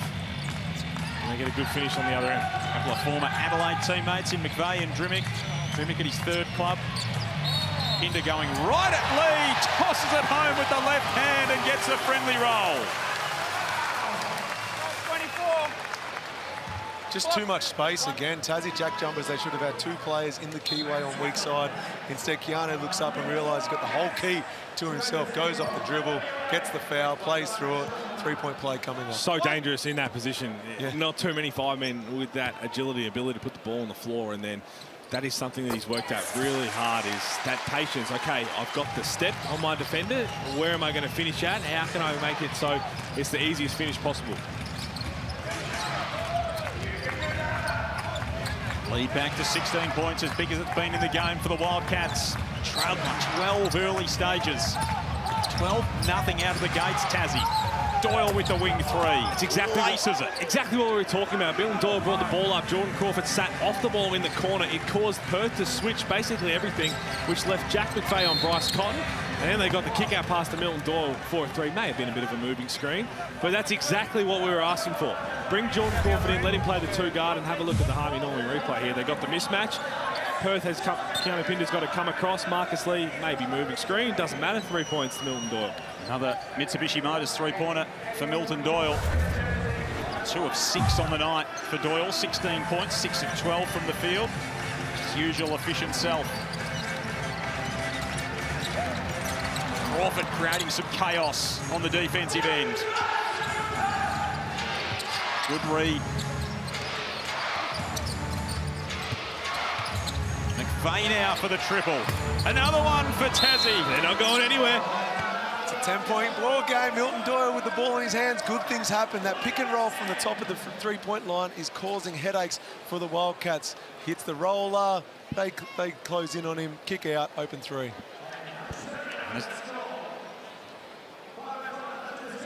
Scott Roth to talk it over with his team. Down by 10. They've got some work to do. Of course, he brought in some new faces. Did the Tassie coach. He's got an interesting recruiting process. He spoke about that at the NBL Blitz. Recruiting for me is really, really simple. I try to get 2 or 3 young kids that are in relationships. I like guys that are stable, that have a relationship going on, that potentially are getting engaged or about to be married. I really target those kind of guys intentionally. And then on the other side, I try to get 5 or 6 guys that are already married, that already have kids. And they're a little bit older, a little bit wiser, and have been through experiences and understand that their family is way more important than the game of basketball and what they value. And so that is my recipe. I'm looking for guys that are underdogs also, obviously, that need a second chance or a hug. But that is the recipe I go under. I do not look for talent first. I look for guys that I think are just needing something more and allowing them to come down there and try to thrive in our environment. I've chatted with Roth twice now at the Blitz in different injuries. It was fascinating to sit there and hear about exactly what he goes to look for in the off-season. Well, years ago, Greg Hire took my wife and I out for dinner with his fiancée and asked me to be their wedding celebrant. So hearing that, I'm still certified. So if he's recruiting guys who are getting engaged, they need to get married. Damo, you've got enough cash coming in with all the gigs you're doing over here. But you look at the people he brought, Anthony Drumick expecting his second baby, Jack McVeigh in a relationship, Jordan Crawford family. Like, it's Milton Doyle's got his family down, Quinn Steiner, and it all makes sense because this is what he does. This is the culture that he's built, and he doesn't want distractions and all of that. And it's not for everybody, it's not for every team, but it's for Tasmania and it's for what he does. And it's just fascinating. And coaching is so much people management. So if you've got the right people, it makes them easier to manage.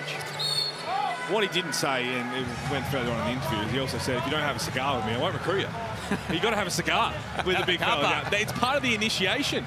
They get the blazers, they get the number of the JackJumpers since they started to be like the baggy green, but that's part of the initiation. I don't know whether he was joking. I'm going to like to say that it was true. I got a feeling he wasn't joking. I agree with you. Heard Scott Roth and observed some behaviours over the time. Here's Cotton putting on the moves. He slaps the advertising hoardings in frustration. McVeigh in reply to get it to a single-figure game. 7-point spread, 89-82, 4:22 remaining. Anneli Maley was listening to John Rillie at that last Perth timeout. JR was asking his players to take good shots because at the moment Tassie is punishing them off their turnovers. He said he doesn't just want any shot, he wants good shots. And hopefully that'll help with their momentum leading into the final minutes of the game. Great to have the WNBL MVP Anneli Maley with us in commentary this evening at RAC Arena. A lot of the stats look similar, but they've given up 12 offensive rebounds, Perth. And it's not just to the bigs like Marcus Lee. And Jack McVeigh's got 3, Anthony Drumick's flying in, Majuk Deng's got 2. Junior Madut has been on the glass as well, so everybody's just flying in. That's why they're so hard to stop. But again, we've seen this story with Tasmania. They're never going to lay down. They're never out of any game. They're going to stick to their guns. They're going to trust their process. That identity, that grit, that determination that's defined their NBL campaign over the first 2 years. McVeigh gets another one to go. Back to 7 again. They're making a real run at this late. Wildcats have led by as many as 16. Corey Webster rattles it home. Good little spark here he was their second leading scorer last season. Corey Webster came on strong halfway through the season. Averaged 14 points a game. Shot the 3 ball 40%. 6th in the league in terms of efficiency from 3. Maybe Grizzly. There's that one back. Another offensive rebound. Had a great off-season too. Did Corey Webster. Just got this stat through. How's this? Jordan Usher. 30 points. He has the most points on debut for a Perth Wildcat. Wow. Bryce Cotton had 26 versus the Kings. We remember that. And it was on the NBL socials as well today. James Ennis, 25. Ricky Grace, 24. Go down the list. Jordan Usher, 30-point nugget. If he can have a career like any of those names you just mentioned, the Wildcats have got themselves an absolute star. Look at those, yeah, those numbers retired up in the rafters. Number 15, Ricky Grace, is up there. Cotton will be one day as well. No doubt, the rafters here at RAC Arena. Pinder inside. Call for steps. Just a massive game. He's been super efficient too, the 30 points, and I love this right now from John Riley. Game's getting close, and he's trusting the young fella, bringing in Alex Sarr. He's been enormous.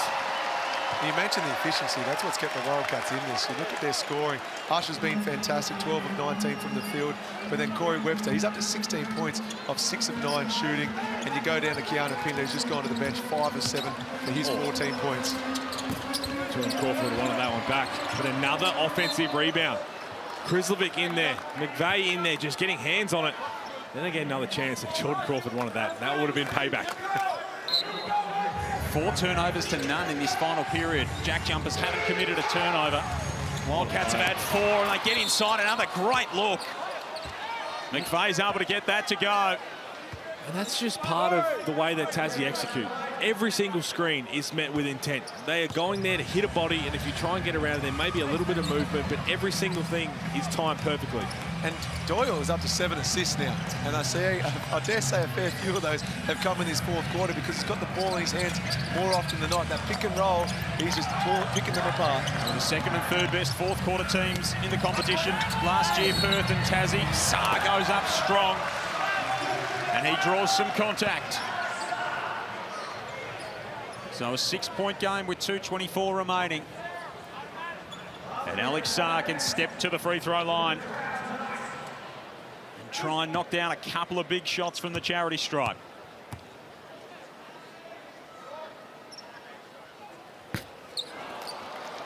First one is off the back iron. As he glances up at the big screen, John really watches on. So impressive, the youngster tonight. 4 of 4 from the field. He misses both at the stripe. Door very much ajar here for Tassie.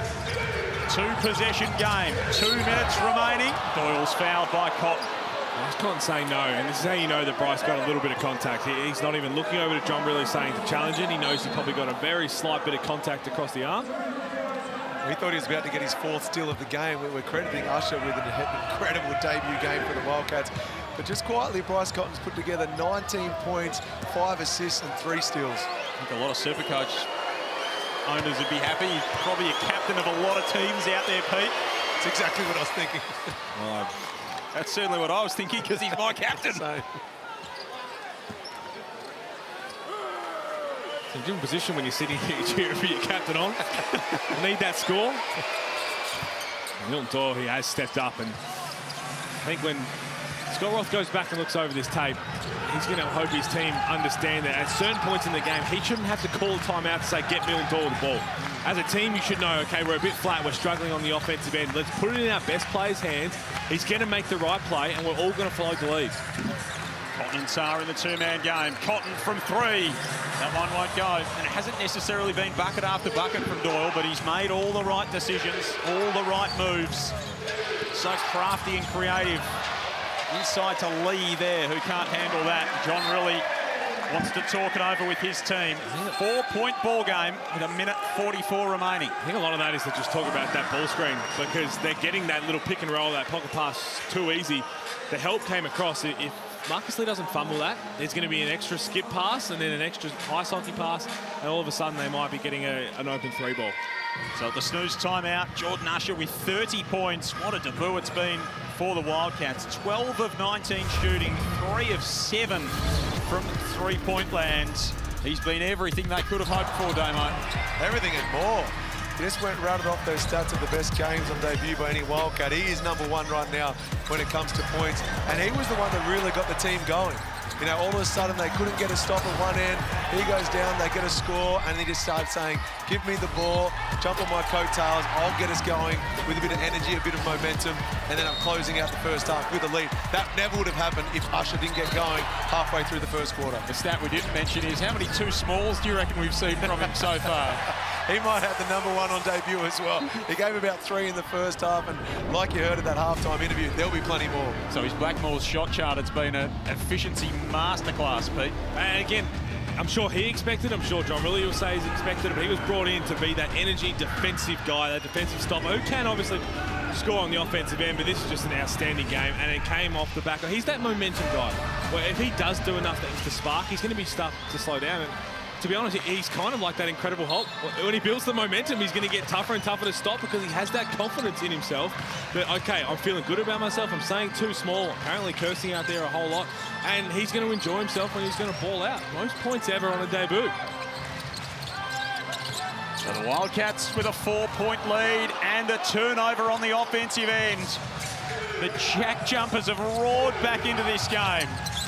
Drimmick now. Crawford back out to Drimmick. 10 on the shot clock for Doyle. Time ticking down. What can he create? Outside to McVeigh. 1-point game! Put the ball in Milton Doyle's hands. Firstly, the awareness of Jordan Crawford not to take that mid-range 2 to think, okay, we can probably get a better look and it might even be a 3 ball, but Milton Doyle all quarter long is making things happen. Oh, Usher answers back with a 3 of his own to bring this Perth crowd to life. He cuts a 9-0 Tassie run.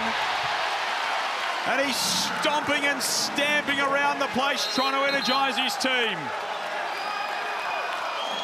And stamping his authority on the contest throughout with 33. What a game from Jordan Usher. Back to 4 points the margin. 45 seconds remaining. Crawford, he's been in plenty of these situations and gets straight to it, can't get it to go. Dances did all the hard work, just didn't finish. Not if we see this, not if we're seeing Bryce taking a back seat. Usher all the way down the lane. Can't get the circus shot to go. The anticipation was building among this crowd as he came right down Highway 1. And Jordan Usher with 33 points to his name. So there was going to be a timeout here, but Scott Roth wants it after the free throws are made to advance the ball, no doubt. But JackJumpers have done well to claw this back. Milton Doyle has been the guy. He's got 18 points, he's got 8 assists. He's made a whole lot happen. Jordan Crawford will want that one back. But Jordan Usher tearing down the barrel of 35 points on his debut for the Wildcats. Those number 8 jerseys are gone. Where's the shot? They're gone. What a game it's been from Jordan Usher, who's still energising his team, roaring as he makes his way to the timeout. And Scott Roth is going to have to come up with something special. Down 6 with 23 seconds left. What do they go to out of this timeout, Tassie, do you think, Damo? Oh, look, it's got to be a 3-point play. I want to see the ball in Milton Doyle's hands, whether he's the facilitator passing it from out of bounds in. But at the end of the day, they're going to live and die by Doyle and the decision-making he has. But we've seen some of the guys stretch the floor. Jack McVeigh just hit a massive 3-pointer. So it could be run for him. Maybe they get in a pick and roll with Crawford, but they'll have their big names involved and then they'll just be spacing. Expect to see Clint Steindl come back into the game. You want to have your best shooters out there. It's been a treat. Friday night hoops. A big comeback from Brisbane in the early game, and we're going down to the wire here. Tomorrow night, 400 games for Tom Abercrombie as the Breakers host the Taipans. And then the Freeway Series kicks off. The Sydney Kings getting their title defence underway against Illawarra in Wollongong, and that Illawarra team's got a bit of spunk about it. Yeah, I'm excited to see what they can do. That man there, Jordan Usher, we've spoke about it, the most points on debut for Perth Wildcats at 35. He's a long way off the most points ever in a debut around the season. How many? Bobby Locke, 50 points. Way back for the Supercats. Calvin Tauford for the Devils, 50 points. And how's this? Derek Rucker, 48. And he had 10 dimes as well. He did enough to pass as well. 6-point game. McVeigh from outside. That won't go. It's almost miraculously tipped home by Drimmick. Cotton's fouled. And this Wildcats crowd can sense it now.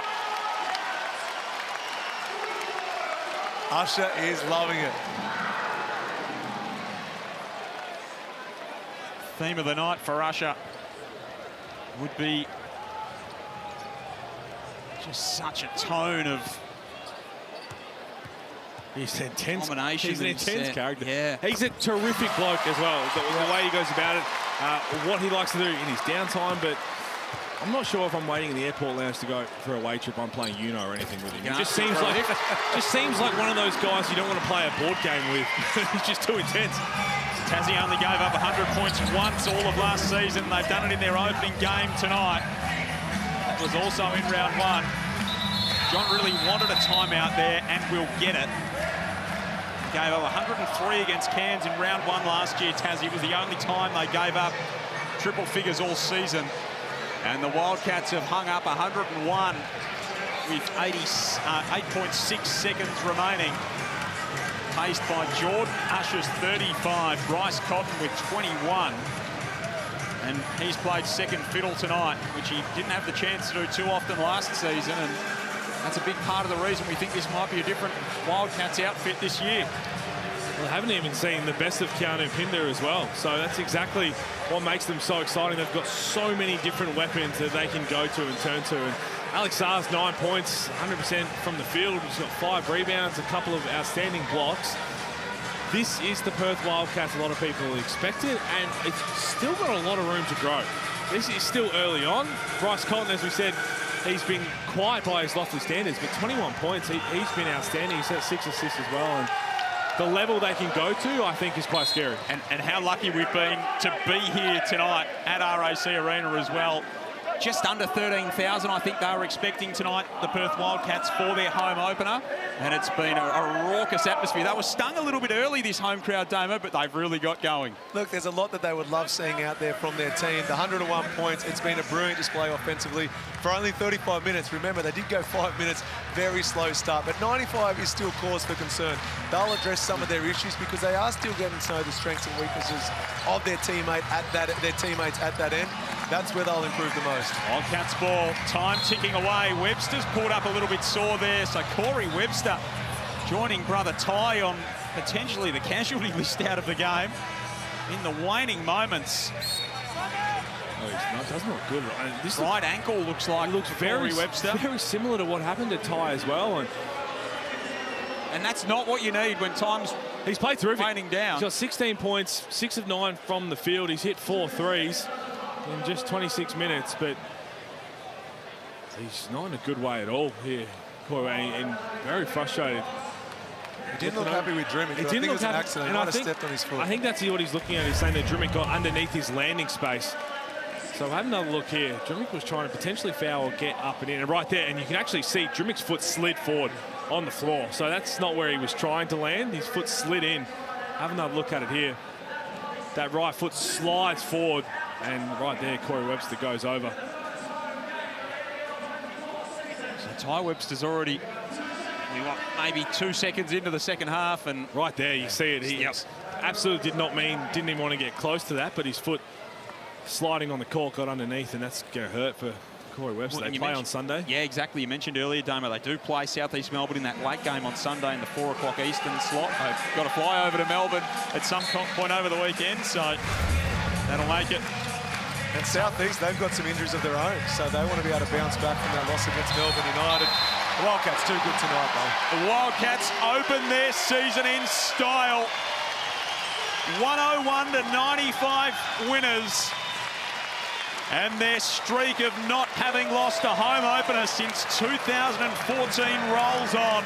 It's been a happy hunting ground for Perth here at RAC Arena. And it continues to be to start their season. They came back from 12 points down to start the game. They led by as many as 16 in the final frame. And they get the job done despite surviving a Tassie rally, 101 to 95. Tassie certainly made them earn it, Damo, but that was a real glimpse into the future for this Wildcats team, perhaps. Yeah, it's a loss for the Tassie JackJumpers, but still a lot to like. And I think Jack McVeigh, he was brilliant. You know, he did what was required of him. He had 22 points of 9 of 16, but he did a little bit of everything with the 5 assists, you know, a couple of steals, a block. But I just think that collectively, there's a lot to like. They can improve on that. You know, they came over to Perth, first game of the regular season. It's a loss. They'll go back to Tassie. I think they'll be better for it. No doubt, and we just mentioned a couple of the stats of historically in the last 2 years, they've started really slow in their season. I think that's one, getting new faces accustomed to the style of play. It is so different to wherever you played at in the past, going to play in this Tassie culture and the way that they like to operate on the floor, especially defensively, but it's on the offensive end. The execution, and they look a little different in the last 2 years, so I think it's going to be a work in progress, but in the end, they go up 101 points. That's just not Tassie basketball, and in the end, that's not how they're going to succeed. They need to hold teams under at least 85. And they gave up 35 points to Jordan Usher. Our Foot Locker player of the game. He's with Annalie Maley. I'm here with Jordan Usher. What a debut for you, 35 points. You know you broke Bryce Cotton's record tonight for most ever points scored on debut. How do you feel about your performance? I'm just disappointed about the first quarter that we had. We shouldn't have had that start in front of the Red Army, in front of the Jungle. So we're just going to be hungry for more and get some more wins. What are you going to take out of tonight's game moving forward into your games on Sunday in Melbourne? That we got to be ready to get punched in the mouth. Usually we're the team that punches first, but it's like boxing. You got to know how to get punched and you know how to respond. And last question here, how are you enjoying being in Perth? How are you enjoying the fans, the atmosphere? It's a brilliant atmosphere tonight at RAC, but how's Perth treating you so far? Perth is great. The coffee's good. The weather's good. The people are awesome. They open their arms for me, so I'm excited to be here. Thank you, and great game tonight. I've got a feeling Jordan Usher doesn't need coffee to have a little bit of energy. What a story he was tonight. 35 points on his Wildcats debut. He paced them as they get the job done, 101 to 95. More reaction here from RAC Arena after a big Wildcats win to kick off their NBL 24 campaign.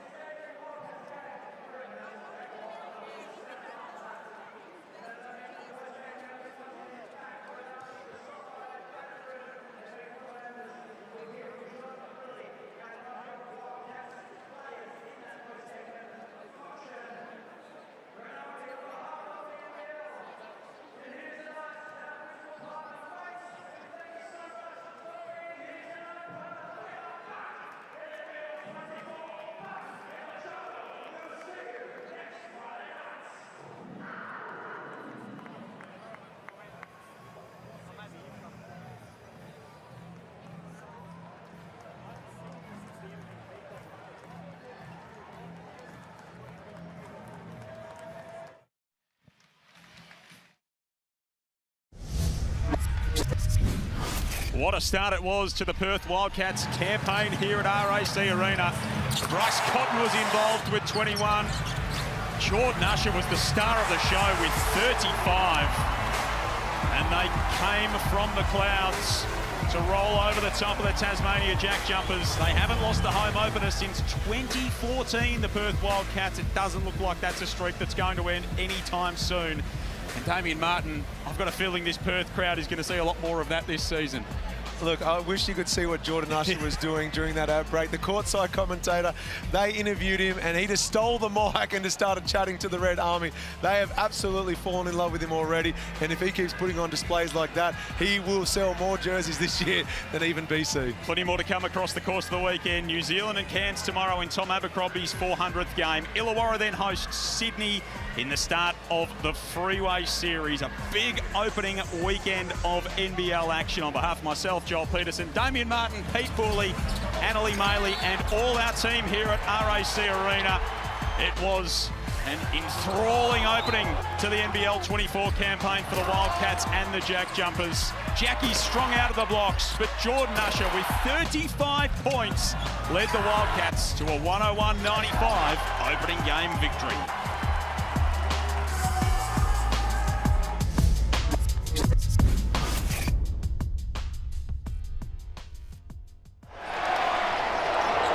This program is brought to you by Hungry Jack's and Bunnings Warehouse.